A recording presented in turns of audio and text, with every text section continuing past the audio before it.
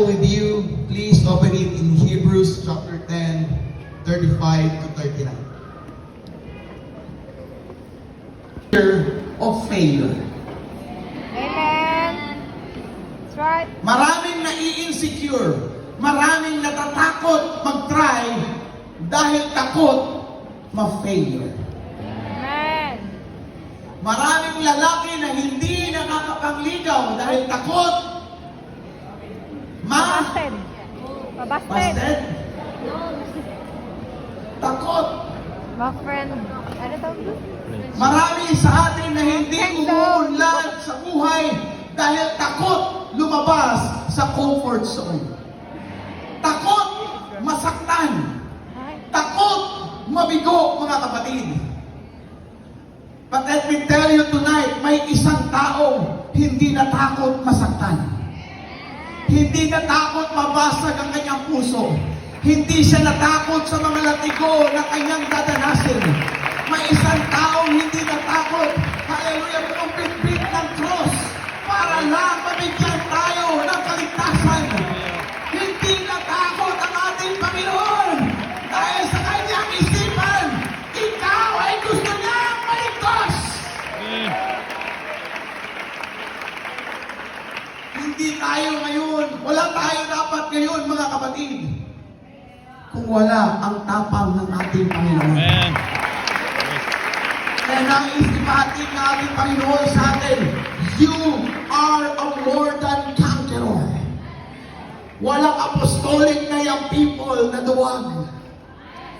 Walang apostolic na young people na takot mangaral sa salita ng ating Panginoon. Yan ang kadahilanan bakit ang mga young people nating mga kababaihan nagdadamit kayo ng palda na mahaba, nagpapahaba kayo ng inyong mga buhok dahil hindi kayo natatakot na sabihan ng mundong mga white lady kayo. Subukan yung magputi ngayon dito, tapos nakalugay lahat yung mga buhok at biglang nagpatay ang nag-run out dito ngayon, mawawala siguro ang mga tanod sa paligid natin. Hallelujah! Mga kapatid kong mga young people, huwag po kayong matakot tumayo sa apostolikong katotohanan. Kung ang mundo natin ay madulas at madilim na dahil sa kasalanan, panahon ito ngayon ng kabataan ng iglesia ng ating Panginoon. Hallelujah! We are called into marvelous light and we will show the world, young people, that we are more than conquerors!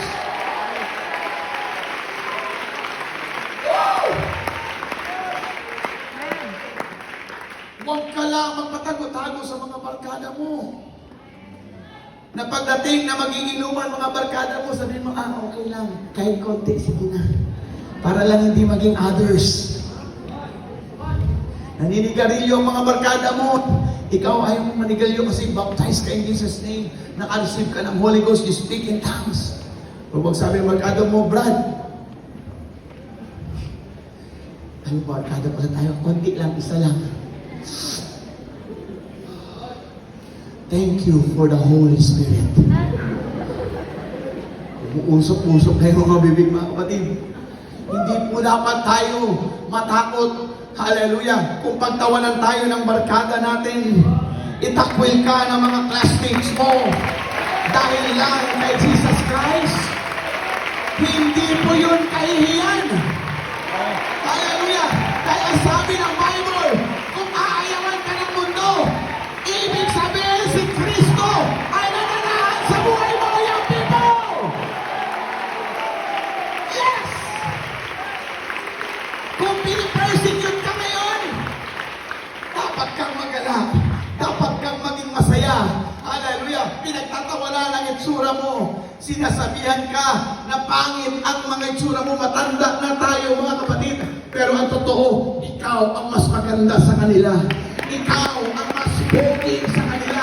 Ikaw ang mas totoong macho at healthy sa kanila. Dahil si Jesus Christ ay nakatira sa puso mo. Si Jesus Christ ang may hawak ng buhay mo. Oh, gusto ko pong marinig ang sigaw na mga young people na may Jesus sa buhay.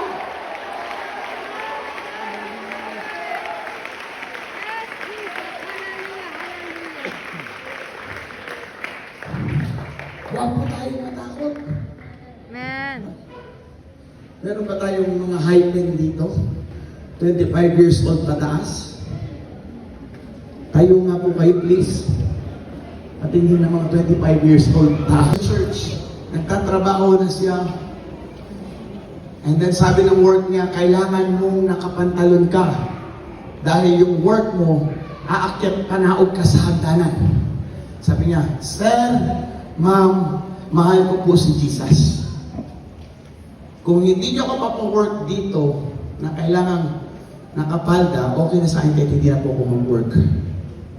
Sabi, sige, kung gusto mo magpalda ka, mag-work ka dito, wala problema, basta ikaw ang may hihirapan. Sabi niya, Pastor, anong gagawin ko sa'yo? Kung makapalda ka, pero siguraduhin mo may shirt ka sa loob. Kasi yung trabaho niya, mga lalaki kasamihan kasama niya. Tapos makakit siya doon. Mga babae kasama niya iba. Pero when she begin to work, hallelujah, nakita ng amo niya, ng boss niya, na sa lahat ng empleyado, ang ganda niya tingnan. Iba siya. Iba siya. Even lahat ng mga customer, gusto siya kasi iba ang dating niya sa lahat ng customer. She stand on what she believe. Hindi niya sinabi, bawal ko kasi sa religion namin, kaya kailangan ko magpalda. Bawal ko kasi sa religion namin yan, ma'am. Hindi niya sinabi. Ang sinabi niya, mahal niya si Jesus. Kaya madali lang para sa mga young people natin, mga babae, putulan agad ang buhok sa panahon na may mga failures at sakit na dadaanan. Why? Because you have the fear na masaktan ka. Kapag nasaktan ka, gusto mo gumanti, pinuputo mo ang buhok mo, hindi ka nakakaganti nga sa problema. Lalo mong sinasaktan ang iyong sarili. Hallelujah! Kaya anumang problema ang pagdadaanan mo, anumang failures pagdadaanan mo, huwag mong in-encounter yung buhok mo. Huwag mong kuntingin ang buhok mo. That is your glory. That is your protection. That is your relationship with the Lord. Kaya huwag po tayong magpalinlang sa mundo, mga young people. Hallelujah! Gusto nilang dalihin at sirain ang mga relationship natin sa ating Diyos. Walang pakialam na yan si Satanas sa mga tao niya sa mundo. Ang paborito niyang sirain yung mga young people na tulad mo. Na alam niya na ikaw ay minahal ng Panginoon, pinatawad ng Panginoon, nilinis ng ating Panginoon. Dahil mismo si Satanas hindi nakaranas ng ganong kapatawaran sa kanya. Dahil sa kanyang pride. Kaya inggit na inggit si Satanas sa iyo.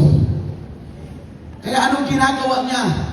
Sinasaksakan niya ang isipan natin ng mga failures. Nilalagyan niya ang isipan natin na you don't deserve. Wala kang karapatang magpuri sa ating Panginoon. Maaaring papunta dito sa iyo ang dami kang problema. Maaaring pagpunta mo dito sa iyo, this will be my last youth camp. Tapos ito, titigil na ako. Tatalingkod na ako sa ating Panginoon. Hindi na ako magpupuri sa Kanya. Well, God is talking to you right now. Try again! Hindi tayo mga duwag. Hindi tayo titigil. Masaktan man tayo. Pero magpapatuloy tayo, mga young people.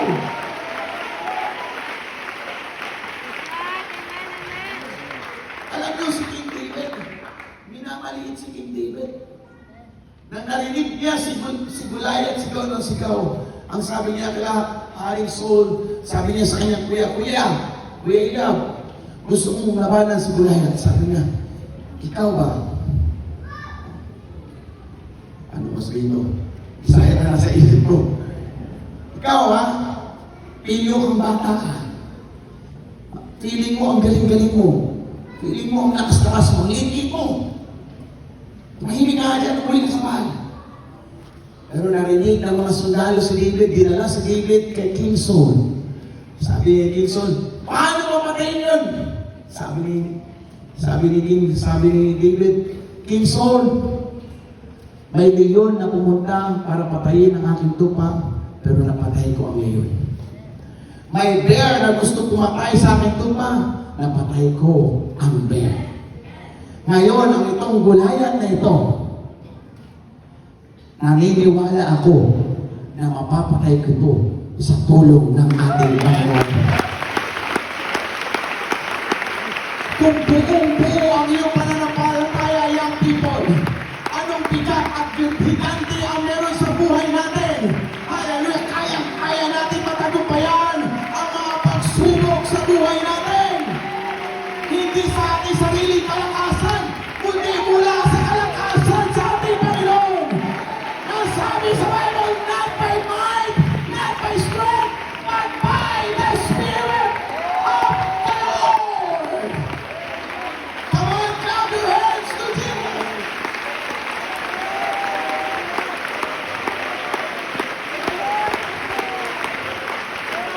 Hallelujah sa madaling salita. Si David, gamit ang kanyang tirador. Gamit ang kanyang tirador. Hallelujah. Alam nyo, sabi ni Kurt Chibes sa ating APYC, ilang bato ang pinulot ni David? 5. Ilan? 5. 5. Ano ibig sabihin ng 5 yan? Jesus? J-E-S-U-S. Jesus. Pero ito ang napakagandang natutunan ko doon. 5 ang pinulot ni David. Na in case hindi niya matamaan si Goliath sa unang try, he will try again. Iikot na naman niya. At amis naman, meron pang bato. He will try again. Namis siya ulit, may bato na siya. He will try again. Young people, hindi tayo susuko dahil nagkamali ka. Hindi tayo susuko dahil nag-failure tayo. Magpapatuloy tayo. Babalik tayo sa altar. Magpapapuspos tayo ng banal na Espiritu ng ating Panginoon. Huwag mong ilayo ang sarili sa church. Balik tayo sa altar. Balik tayo sa pananalangin.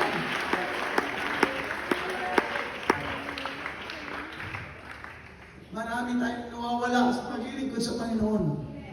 Dahil sa isang kamalian lang, ayaw mo na lumapit sa Kanya. Isang kamalian lang na dating lagi ka nasa harap, nagsisimula kang papunta sa likod, palayo ng palayo. Pero ang totoong nangyayari, hindi nagpapalayo ang Panginoon sa atin. Hindi siya lumalayo sa atin. He remains. He remains. Ano mang nagawa natin kamalian sa Kanya, hindi siya lumalayo. Tayo ang bumibitaw sa Kanya. Kaya nga sabi ni Micah, masaya. Oh, rejoice not my enemy. Masaya ang demonyo sa panahong bumitaw ka sa Panginoon. Masaya ang demonyo sa panahong hindi ka na nagpe-pray. Masaya ang demonyo sa panahon na tumutugtog ka, yabang lang ang nasa iyo.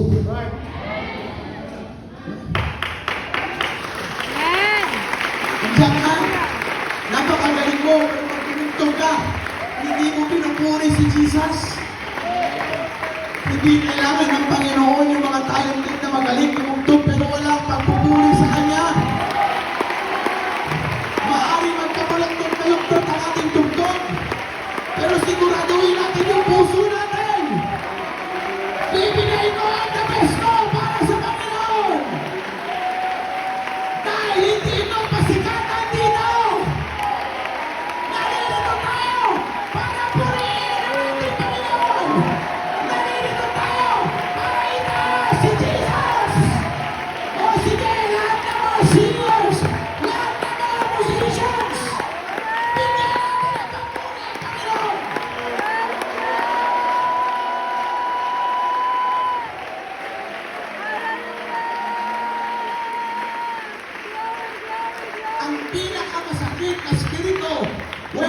came to work in that ministry na sa panahon tayo magtutugtog.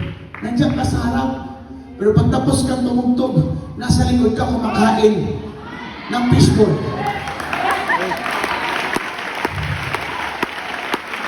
Pag tumugtog, pag umawit, grabe magpuri. Pero pagkatapos dyan, nasa likod. No? Sa church natin, sa bawat churches natin, hindi dapat lang tayong magtutugtog-tugtog at pupunta lang sa likod. Hindi dapat ganun ang klase na meron tayo. Dapat ang puso natin, kung ikaw ang ginagamit ng Panginoon sa pagpupuri dyan, kung hindi ka man ang nagtutugtog, marunong ka ba rin magtaas ng iyong mga kamay at nananatili ka sa malapit na presensya ng ating Panginoon. Come on, shout to Jesus! Magnify the name of Jesus!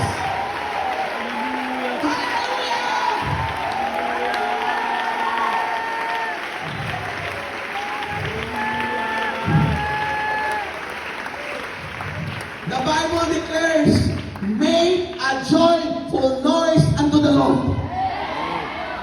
Sa mundo, pag nagdidisco at nag-iingay, nagsasayawan, walang problema. Pero pag panahon sa pagpupuri ng Panginoon at tinataas natin ang ating Panginoon, maraming problema. May namamato ka. Well, ang Diyos natin hindi patay. Pupuri natin dito. At alam ng Diyos sino ang taong namatay. Alam ng Diyos sino ang mananagot sa mga taong nagkagalaw sa iglesia ng Panginoon. Worship Jesus! Magnify the name of Jesus! Try again, young people! Come on, lift up the name of Jesus!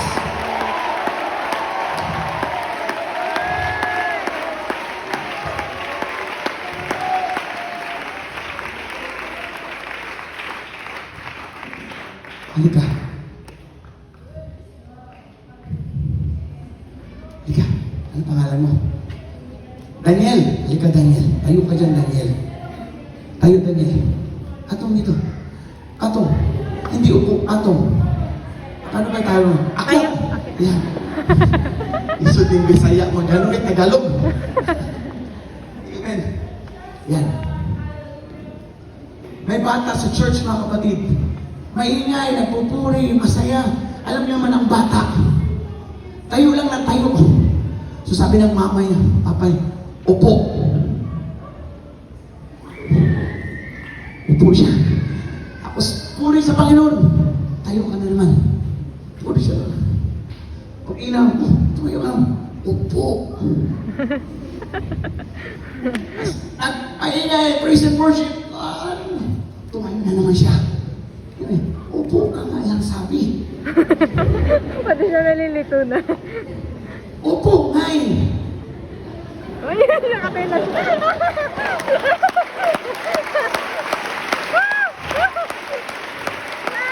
Di ba ko naiintindihan? Upo. Upo siya. Sabi ko, ayaw mo talaga umupo. Hindi. Hindi. Di kayo masaktan. Likod. Likod sa kasabot. Sabi ng mama, ayaw mo upo. Upo. Ngayon ang mama, hinawakan ang ulo niya. Paano siya magtayo? Tumingin ka agad. Tingin ka smile. Yeah! Si Daniel. Nakatingin siya, nakasmile siya sa mama niya. At sabi niya sa mama niya, Mama, maaring nakaupo ako ngayon, pero nakatayo ako sa loob ko. Pinipigilan mo ang pag-upo, pagtayo ko, pero nakatayo pa rin ako.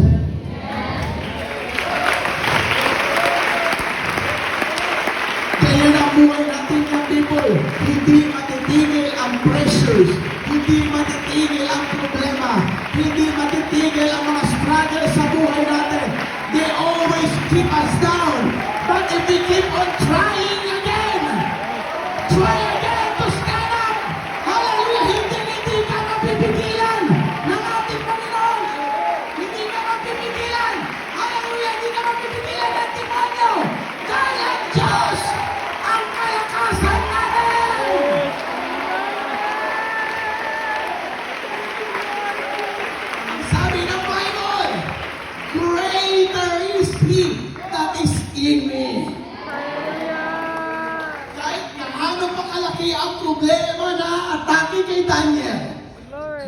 greater is He that is in me.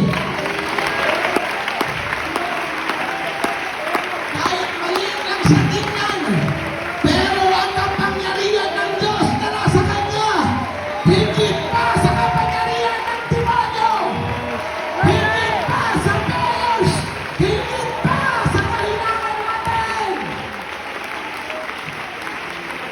Kaya I have come here to you, young people, to remind you, hallelujah, diyan sa kahinaan mo, hallelujah, diyan mo matatagpuan ang buong kalakasan ng ating Panginoon.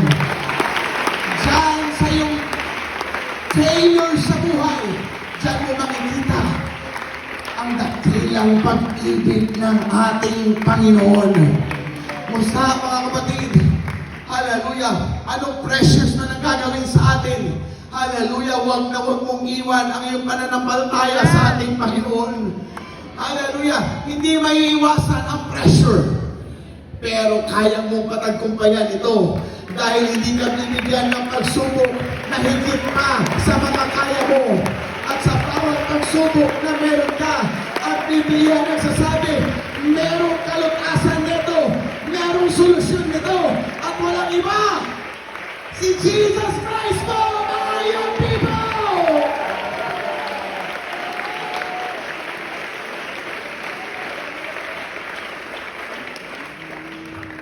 Encourage to us, young people. Huwag kang matakot. Hallelujah. Huwag kang matakot na ipakita sa mundo gaano kadakila ang Diyos natin Amen. na nagmamahal sa atin. Kaya hindi mali na nandito ka ngayon. Hindi mali na naggumastos ka para umatin ng youth camp. Dahil iba sa atin dito tinatawag ng ating Panginoon upang mangaral. Pero takot ka at nagtatago-tago ka sa iyong trabaho, nagtatago ka sa iyong ministry bilang music. Isa akong musician.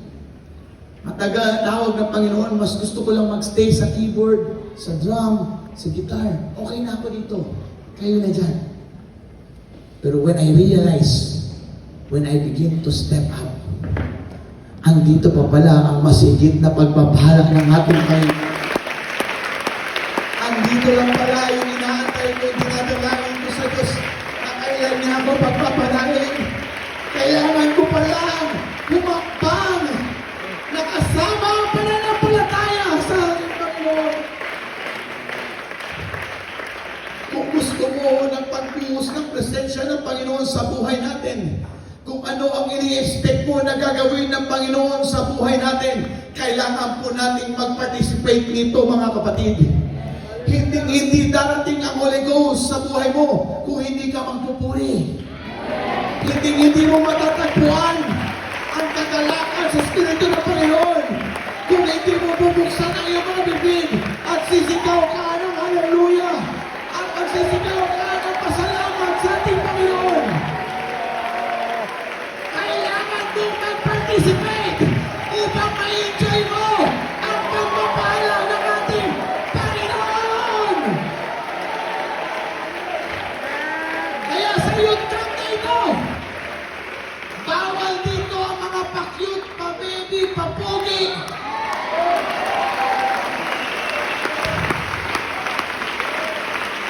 Nasa panahon ng praise and worship natin. Hindi pwedeng kempot-kempot lang tayo. At nahihiyak kang gumalaw. Ito po ang dance floor ng ating Panginoon. Habang nag-praise and worship tayo, nararamdaman ko yung spirit of nahihiyak. Yung iba parang gustong tumakbo dito. Ano nag-aantay? Sinong mauuna? Gusto kong tumakbo doon, magtatalon-talon, magsasayaw-sayaw, tatakbo. Pero walang nauuna. Nahihiya ako. Nahihiya ako. Well, mga kapatid, hallelujah. Naririto ako para sabihin, bawal ang mahihiyain dito. Kailangan makapal ang mukha natin. Kung gusto mo ng pagpapala at pagpapago sa buhay mo, kapalan mo ang mukha mo sa presensya ng ating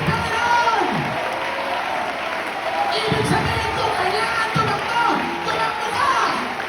Kung kailangan sumigaw, sumigaw ka! Kung kailangan magpapalagpan, tumalag tayo! We are in the process of hope! Come on, young people! Make a compromise! Sige po! Let's try it again! Kung kanina nahihiya ka, ngayon, huwag tayo mahiya sa presensya ng ating Panginoon! Come on! Sige! Hindi